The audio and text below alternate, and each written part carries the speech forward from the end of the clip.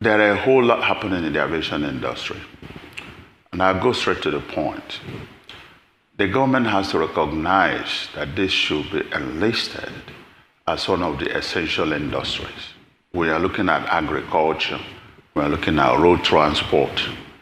Aviation should be considered as one of them because it's just another means of transport.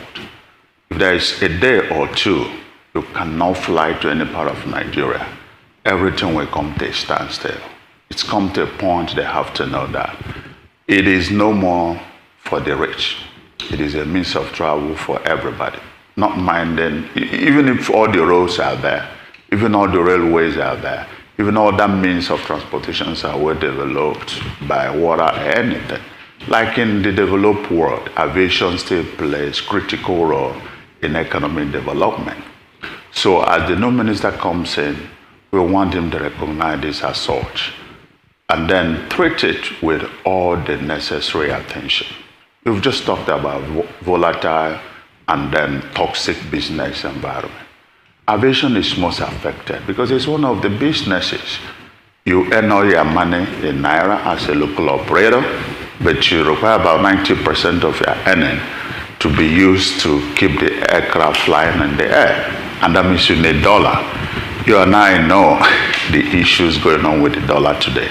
There are some members, to tell you how bad it is, maybe break it down a little bit.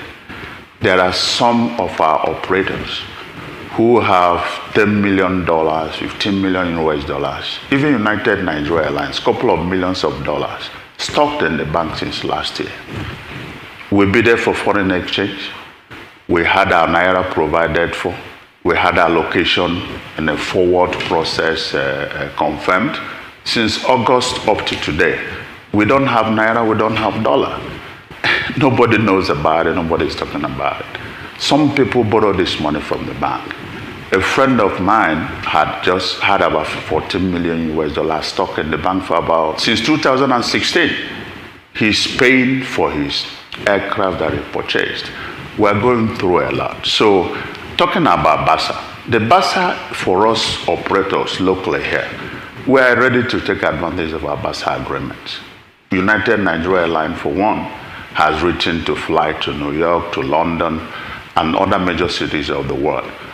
We need a minister who will now put his foot down and demand that when we write to the CA of UK, and they don't reply us in 1 month, there's no need for British Airways to be in Nigeria.